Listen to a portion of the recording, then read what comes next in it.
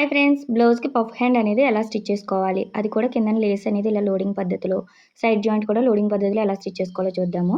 లో తీసినయి 2 ఇలా ఒక సైడ్‌కి ఉన్నాయా లేదా ఫస్ట్ హ్యాండ్ చెక్ చేసుకోవాలి. ఆ తర్వాత లేస్ అనేది కిందన హాఫ్ ఇంచ్ ఖర్చు ఉంచుకొని ఇలా వేసేసుకోండి లైనింగ్ పైన. ఇప్పుడు మెయిన్ పీస్ ఇలా పై వైపున పెట్టుకొని కరెక్ట్‌గా ఆ లేస్ పైన స్టిచ్ పడేలాగా ఇలా హాఫ్ ఇంచ్ ఖర్చు ఉంచుకుంటూ స్టిచ్ వేసుకొని ఇలా రివర్స్ చేసుకుంటే మనకి చూడండి లోడింగ్ పద్ధతిలో ఇలా లేస్ అనేది రెడీ అయిపోతుంది. లోపల కూడా గుచ్చుకోదు.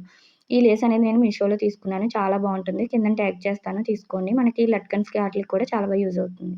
ఇక్కడ షోల్డర్ ఖర్చనేది బ్యాక్ సైడ్ వైపుకి ఉండేలాగా చూసుకొని, అలానే లో తీసిందనేది ఫ్రంట్ వైపుకి ఉందా లేదా చూసుకొని, చిన్న చిన్న ప్రిల్స్ అనేది మిడిల్ నుంచి ఇలా మన వైపుకి పెట్టుకోవాలి.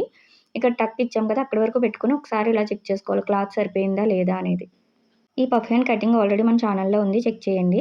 ఇలా చివరి వరకు కూడా మిడిల్ నుంచి స్టిచ్ వేసుకుంటే చూసారా పర్ఫెక్ట్‌గా సరిపోయింది. కటింగ్ కరెక్ట్‌గా ఉంటేనే మనకి స్టిచ్చింగ్ కూడా ఇంత కరెక్ట్‌గా వస్తుంది. ఇప్పుడు మిడిల్‌కొచ్చిన తర్వాత మళ్ళీ మన వైపుకే పెట్టుకోవాలి. ఇందాక అటు పెట్టాం కదా! ఇప్పుడు ఇటు సైడ్‌కి పెట్టుకుంటే ఆపోజిట్‌లో పెట్టాము అంటే పఫ్ అనేది బాగా లేచినట్టుగా వస్తుంది. తక్కువ క్లాత్ ఉన్నా కూడా.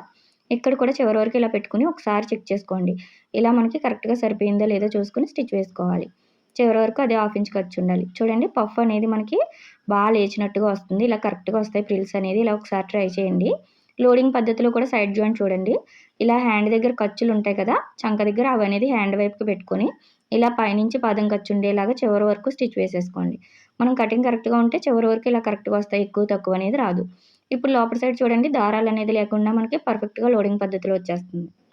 ఇలాగ హ్యాండ్ లూజ్ ఎంతుంది అనేది చెక్ చేసుకోండి. అలానే చంక దగ్గర కూడా ఆది బ్లౌజ్ నుంచి ఇలా ఒకసారి చెక్ చేసుకొని, ఈ మార్కింగ్‌ని మనం స్కేల్‌తో గాని ఇలా నార్మల్‌గా కరెక్ట్‌గా మార్కింగ్ చేసుకోవాలి. చంక దగ్గర కరెక్ట్‌గా 2 కూడా కరెక్ట్‌గా ఉన్నాయో లేదో చూసుకొని స్టిచ్ వేసుకుంటేనే ప్లస్ అనేది మనకి బయట కూడా పర్ఫెక్ట్‌గా వస్తుంది. ఇలా చివరి వరకు స్టిచ్ వేసేసుకోండి. చూపిస్తాను చూడండి. బయట కూడా ఎంత నీట్‌గా వస్తుందో. లోపల ఇలా లోడింగ్ పద్ధతిలో వచ్చింది కదా!